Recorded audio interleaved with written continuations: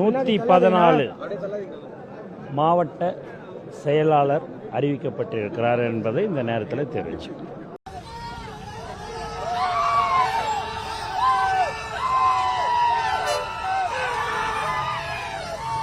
Hi hello friends, welcome back to roadside Ambanis. எல்லாம் தமிழக வெற்றிக் கழக தோழருக்கும் பொதுமக்களாகிய அனைவருக்கும் வணக்கத்தை தெரிவிச்சுக்கிறேன். ஸோ நேற்று தலைவர் தரிசனம் நீங்கள் எல்லாருமே பார்த்துருப்பீங்க. மீதி இருக்கிற மாவட்ட கழக செயலாளரை பார்த்திங்கன்னா நம்ம தலைவர் தளபதி விஜயன் பார்த்திங்கன்னா அறிவித்தார். ஸோ அதோட லிஸ்ட்டெல்லாம் எல்லாருமே பார்த்துருப்பீங்க. அங்கே நடந்த சில இன்சிடெண்ட்டும் நம்ம பார்வைக்கு வந்தது. சின்ன சலசலப்பு நடந்தது. நம்ம பொதுச் செயலாளரும் அதுக்கேற்ற பதில் ஒன்று கொடுத்துருந்தார். நிறைய விஷயம் என் கண்ணுக்கு பட்ட விஷயம் இருந்தது. நம்ம தலைவரை கொஞ்சம் டிஸ்டர்பன்ஸ் ஃபீல் பண்ணுற அளவுக்கு பார்த்திங்கன்னா நம்ம தோழர்கள் கொஞ்சம் பேர் நடந்துக்கிட்டாங்க. ஸோ அதை பார்க்கும்போது அதை அட்ரஸ் பண்ணணும்னு நினச்சேன். இன்னும் வருங்காலத்தில் அது நடக்கக்கூடாது, இந்த மாதிரி செயல்பாடுகள் இனிமேல் யாரும் பண்ணக்கூடாதுன்றதுல எனக்கு ஒரு சின்ன ரிக்வெஸ்ட் இருக்குது. அதுக்காக தான் இந்த வீடியோ. வாங்க வீடியோக்குள்ளே போகலாம்.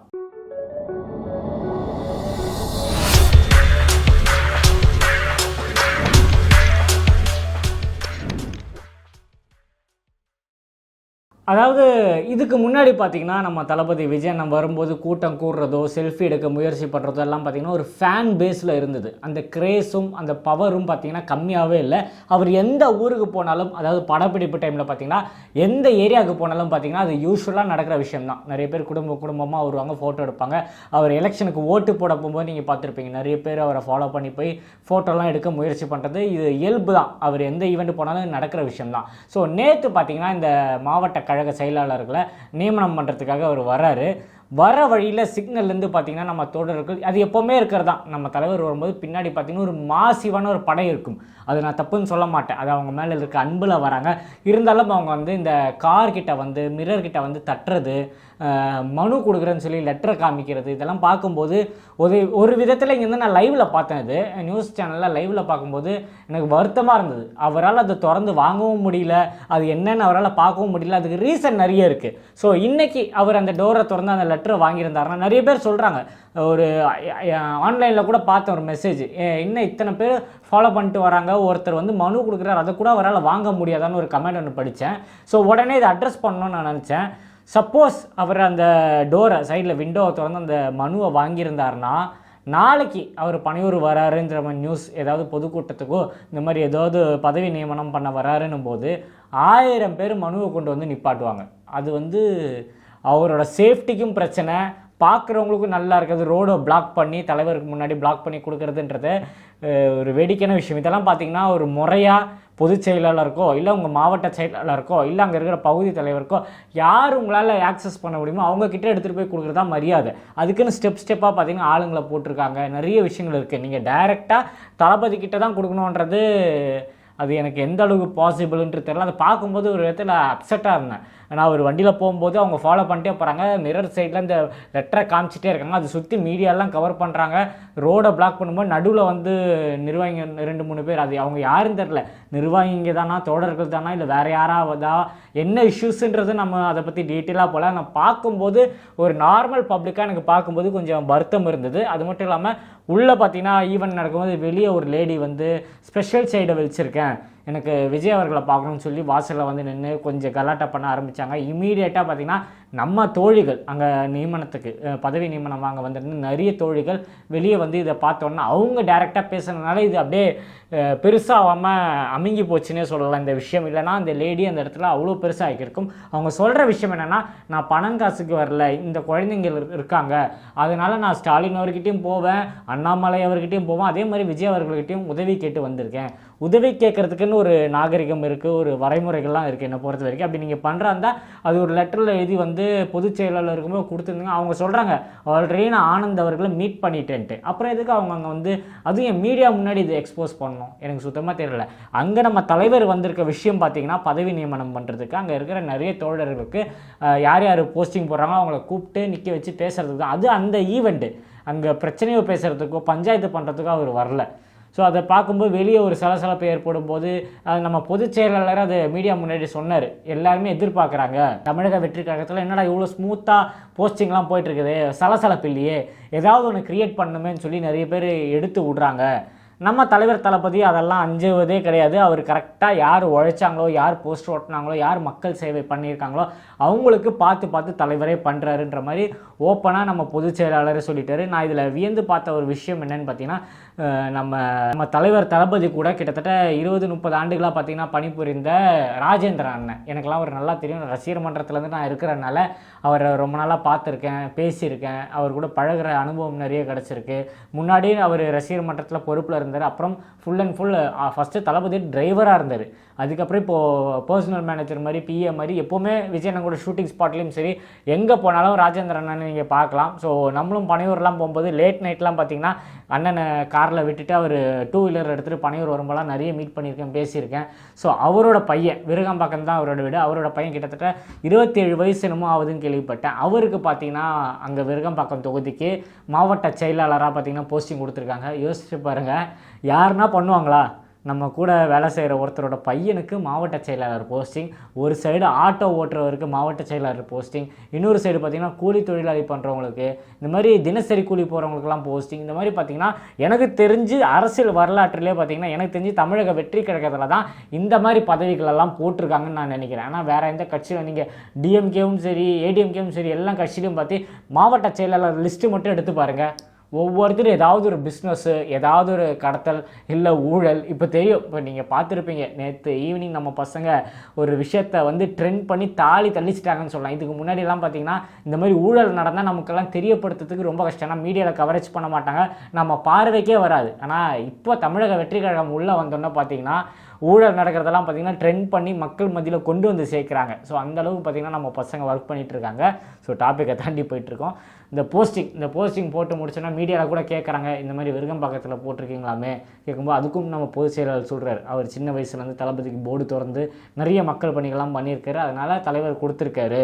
ஸோ தலைவருக்கு தெரியும் யாருக்கு பண்ணுறாரு. அதுக்கப்புறம் கேட்குறாங்க, இந்த மாதிரி மாவட்ட செயலாளர் 120 இருக்குது, அதிகரிக்க வாய்ப்பு இருக்கா அப்படின்னும் போது அவர் டீசெண்டான ஒரு பதில் தான் சொல்லியிருந்தார். எதுவாக இருந்தாலும் தலைவர் தளபதி சொல்லுவார். எல்லாமே நம்ம தமிழக வெற்றி கழகத்தை பொறுத்த வரைக்கும் பார்த்திங்கன்னா விஜய் அண்ணன் என்ன சொல்கிறாரோ அதுதான் நடக்கும், அவர் என்ன முடிவு பண்ணியிருக்கிறோ அதுதான் நடக்கும், அதில் எந்த மாற்றமுமே இல்லை. ஸோ இந்த சலசலப்பெல்லாம் பார்க்கும்போது கண்டிப்பாக அட்ரஸ் பண்ணணும்னு நினச்சேன். அங்கே இருக்கிறவங்களே அந்த லேடி வெளியே பேசும்போது சொல்கிறாங்க, ஸ்பெஷல் ஷேட்டு தான் வச்சுருக்கீங்க, ஓகே, நீங்கள் இது நடத்துகிறீங்க பனையூரில், ஓகே, அதுக்குன்னு ஒரு டைம் இருக்குது, பொதுச் செயலாளர் பாருங்கள், டைரெக்டாக அவங்கக்கிட்ட பேசுங்க, அதுக்கப்புறம் விஜய் அண்ணங்கிட்ட கொண்டு போங்க, உங்களுக்கு என்ன வேணுமோ அவங்க பண்ண போகிறாங்கன்னு சொல்லியாச்சு. இருந்தும் அவங்க அது பரபரப்பாக்கும்போது சைடில் இருக்கிற ஒருத்தர் சொல்லுவாங்க, சொல்கிறத கேட்கும்போது அவங்க ஸ்டாலின் சொல்லி வரலன்ற ஒரு விஷயம் சொல்லும்போது தான் தெரிஞ்சது, ஒருவேளை திமுக தூண்டலில் அவங்க அங்கே வந்திருப்பாங்களோ. ஸோ இங்கே நடக்கிற ஈவெண்ட்டு மாவட்ட செயலாளர் அனௌன்ஸ் பண்ணுறதுன்னு எல்லாருக்குமே தெரியும். ஸோ அதனால் ஃபேன்ஸும் அதிகமாக போகிறதில்ல. ஸோ இதை பார்க்கும்போது அந்த மாதிரி ஒரு சந்தேகமும் இருக்குது. அதே மாதிரி ஒரு ரிக்வஸ்ட் தான் நம்ம தோழர்களுக்கு, சின்ன ரிக்வஸ்ட் தான், நீங்கள் தலைவர் வராருன்ற அந்த ஹாப்பினஸில் அவரை ஃபாலோ பண்ணுறீங்க, அவர் கூட வரணும், ஒரு ஃபோட்டோ எடுக்கணும்லாம் ஆசைப்பட்றீங்க, ஓகே. இப்போ அவர் ஒரு நடிகர் கிடையாது, ஒரு கட்சி தலைவர், நம்மளோட தலைவர். அவர் வரும்போது அவருக்குன்னு ஒரு சேஃப்டி நம்ம தான் கொடுக்கணும். அந்த காரை மறைச்சி இந்த லெட்டர் காமிக்கிறது, பிளாக் பண்ணி ரோடை பிளாக் பண்ணி அவர் வரும்போது தடுத்து அதுக்கிட்ட அவர்கிட்ட பேச முயற்சி பண்ணுறலாம் பார்த்திங்கன்னா நிஜமாலே ஒரு இன்செக்யூராக ஃபீல் ஆகுது. ஸோ எனக்கு அந்த இடத்துல இருந்திருந்தால் நான் என்ன ஃபீல் பண்ணுவோம்னா அதான் சொல்கிறேன். இதில் ஏதாவது தப்பு இருந்தால் நீங்கள் கமெண்ட்டில் தெரியப்படுத்துங்க. ஸோ அவரை ஃப்ரீயாக விட்டால் தான் அவர் மக்களுக்குள்ளே, இப்போ அவர் வெளியே இறங்க யோசிக்கிறதுக்கு மெயின் காரணம் என்னென்னா நம்ம தோழர்கள் சில பேர் இந்த மாதிரி அவரை சுற்றி பண்ணுறனால தான் எனக்கு தெரிஞ்சு அவர் இறங்கி வெளியே வரவே யோசிக்கிறாரு. அவர் நிறைய பவுன்சர்ஸ் எல்லாம் வச்சு அவரோட சேஃப்டி நமக்கு ரொம்ப ரொம்ப முக்கியம். நம்ம கட்சி தலைவரோட சேஃப்டி 100% நமக்கு முக்கியம். அதுக்கப்புறம் தான் எல்லாமே. ஸோ அவர் மக்கள் பணிக்கு இறங்கியிருக்காரு. இனிமேல் அவரை வந்து ஒரு ஸ்டாராவோ இல்லை ஒரு நடிகராவோ பார்க்காதீங்க. நம்ம தலைவர் இனிமேல் அவர் எப்போவுமே நம்ம கூட தான் இருக்க போகிறாரு. அவரை நம்ம அடிக்கடி பார்க்க போகிறோம். மக்கள் மத்தியில் இறங்கி வர போகிறாரு. ஸோ நம்ம சேஃப்டி கேரண்டி கொடுத்தா தான் அவர் இறங்கி வருவார். அதனால் இதை சொல்லணும்னு நினச்சேன். நேற்று அந்த வீடியோஸு விஷுவல்ஸ்லாம் பார்க்கும்போது கொஞ்சம் கஷ்டமாக இருந்தது. முன்னாடியெல்லாம் பார்த்திங்கன்னா அவர் இந்த வேனில் வருவார். இந்த நோன்பு துறக்கிற நிகழ்ச்சிக்கெல்லாம் வரும்போது நீங்கள் பார்த்துருப்பீங்க, வேன் மேலே ஏறி வந்தார். அதெல்லாம் அவருக்கு சேஃப்டி. ஆனால் அதுக்குள்ளே யாரும் ஏற முடியாது, ஓகே, சேஃப்டி. இந்த மாதிரி பனையூர்லாம் வரும்போது அவருக்கு அந்த வண்டியில் வர முடியாது. ரீசன்னா அது அவரோட அலுவலகம். ஸோ அவர் வந்து நம்ம தோழர்களை பார்க்க வர்றாரு. அவங்க நமக்கு சேஃப்டியாக இருப்பாங்க, அவங்க நம்ம கூட இருப்பாங்கன்னு ஒரு நம்பிக்கையில் தான் வர்றாரு. ஸோ அதனால் இது ஒரு ரெக்வஸ்ட். எவ்வளோ பிரச்சனைகள் இருக்கலாம், உங்களுக்கு மாவட்டத்துக்குள்ள பிரச்சனைகள் இருக்கலாம்.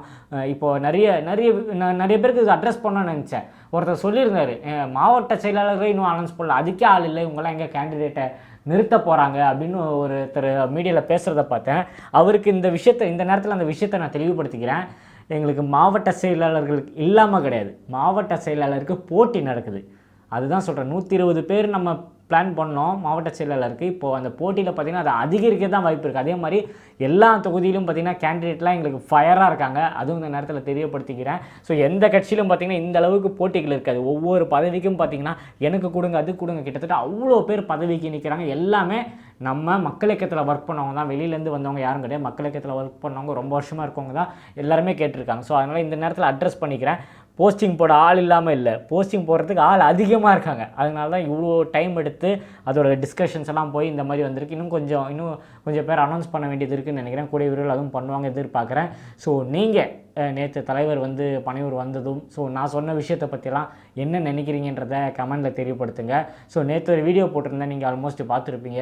தமிழ்நாட்டில் திருவள்ளூர் மாவட்டத்தில் நடந்த ஒரு இன்சிடெண்ட், நம்ம திமுக பண்ணுற விஷயம்லாம் அதை அட்ரஸ் பண்ணி போட்டிருந்தேன். அதுக்கு நீங்கள் கொடுத்துருந்த வரவேற்பு நிறைய பேர் கமெண்ட் பண்ணிங்க. பிரதர் இந்த மாதிரி நிறைய விஷயங்களை பற்றி பேசுங்க, பொலிட்டிக்கல் விஷயத்தை பற்றி பேசுங்க, திமுக பண்ணுற ஊழலை பற்றிலாம் நிறைய பேசுங்கன்னு சொன்னீங்க. ஸோ நிஜமாலே அது மோட்டிவேட்டாக இருந்தது. மக்கள் மத்தியில் அது பெருசாக போய் ரீச் ஆகிருக்குன்றது ரொம்ப சந்தோஷமாக இருக்குது. ஸோ இதோட இந்த வீடியோ எண்ட் பண்ணிக்கிறேன். ஸோ இந்த வீடியோ உங்களுக்கு பிடிச்சிருந்தா தமிழக வெற்றி கழகத்தை பற்றியும் தளபதியை பற்றியும் இன்னும் நிறைய விஷயங்கள் நீங்கள் தெரிஞ்சுக்கணுன்னா மறக்காமல் நம்ம சேனலை சப்ஸ்கிரைப் பண்ணி வச்சுக்கோங்க. கீழே பார்த்தீங்கன்னா ஒரு பெல் பட்டன் இருக்கும், அதையும் கிளிக் பண்ணிக்கோங்க. அப்போ தான் நான் போடுற வீடியோ உடனே உங்களுக்கு நோட்டிஃபிகேஷன் வரும். உயிர் உள்ள வரை தமிழக வெற்றி கழகத்தை பற்றியும் தளபதியை பற்றியும் பேசிக்கிட்டே இருப்பேன். இன்னும் நிறைய வீடியோவில் சந்திப்போங்க. Start take care, bye bye. நான் உங்கள் ஏஜே. நன்றி. 114 மாவட்ட செயலாளர் அறிவிக்கப்பட்டிருக்கிறார் என்பதை இந்த நேரத்தில் தெரிவிச்சு. சார் ஏற்கனவே எவ்வளோ அறிவிச்சிருந்தோம், இப்போ எவ்வளோ அறிவிச்சிருக்கோம்? உங்களுக்கு எல்லாமே அறிவிக்க உங்களுக்கு எல்லாமே உங்களுக்கு நாங்கள் அனுப்பி கொண்டு இருக்கிறோம். அதில் நீங்கள் இன்னையோட மொத்தமாக பார்த்தீங்கன்னா 114 பேர். அதிகரிக்க வாய்ப்பு ஏதாவது இருக்கா சார்? 120 அதிகரிக்க வாய்ப்பு எதுவும் இருக்குதா? மாவட்ட செயலாளர்கள் எண்ணிக்கை அதிகரிக்க வாய்ப்பு ஏதாவது இருக்கு? அது தளபதி முடிவு பண்ணுவார். சார் கட்சியோடைய அடுத்த கட்ட நடவடிக்கைகள் என்னவா இருக்க போறீங்க? மாவட்டத்தில் ஆல்மோஸ்ட் ஃபில் பண்ணிட்டீங்க, ஒரு 6 மட்டும் தான் இருக்கு. இந்த 6 எப்போ போட போறீங்க? மிச்சம் அடுத்த கட்ட நடவடிக்கை என்ன? எங்கள் தலைவர் அதற்கு அடுத்தபடியாக அதை அறிவிப்பார். அதுக்கு அடுத்தபடியாக மிக விரைவில் உங்களுக்கு ஒரு நல்ல செய்தி இருக்கும். சார் இப்போ ஆல்மோஸ்ட் மாவட்ட செயலாளர் நியமனம் முடிஞ்சிருக்கு.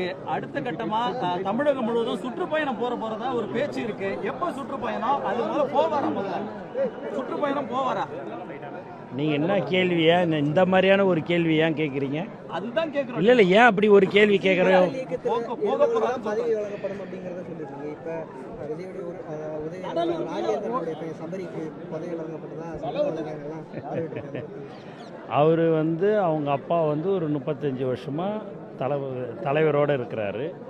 அவர் நீங்கள் பார்த்தீங்க அப்படின்னா அவரும் சின்ன வயசுலேருந்து நற்பணி மன்றமாக இருக்கும்போது அவர் போர்டெல்லாம் திறந்து அவர் சின்ன வயசுலேயே இருந்து தான் வந்திருக்கிறவர் ஒழிய அது எப்பயுமே தளபதியோடைய ரசிகர்கள் தோழர்களுக்கு தான் பதவியெல்லாம் கொடுத்துருக்குறோம்.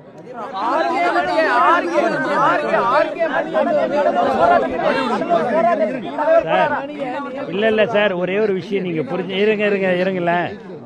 எல்லாருக்கும் உங்களுக்கு என்ன ஒரே ஒரு இதுன்னா, எப்படி பதவி போட்டால் எப்படியாவது சலசலப்பெல்லாம் உண்டாகும்னு எல்லாரும் எதிர்பார்த்தது, ரைட்டுங்களா? அது தலைவர் கரெக்டாக யார் உழைத்தார்களோ அவருக்கு அறிவிச்சிருக்கிறார். அதனால் எந்த ஒரு சலசலப்புக்கும் வழி இல்லை. 1-2 அப்படி வேணுங்கனே யாராவது ஏதாவது சொல்லி அதை சலசலப்பை உண்டு பண்ணணும்னு நினைக்கிறாங்க. அது தமிழக வெற்றி கழகத்தில் அது நடக்காது. எங்கள் தலைவர் என்ன சொல்கிறாரோ அது மட்டும்தான் எங்களுடைய தமிழக வெற்றி கழக தோழர்கள் அவர்களுடைய அறிவுறுத்தலின்படி நாங்கள் நடந்து கொள்வோம் என்பதை இந்த நேரத்தில் பார்த்தீங்களா. நன்றி.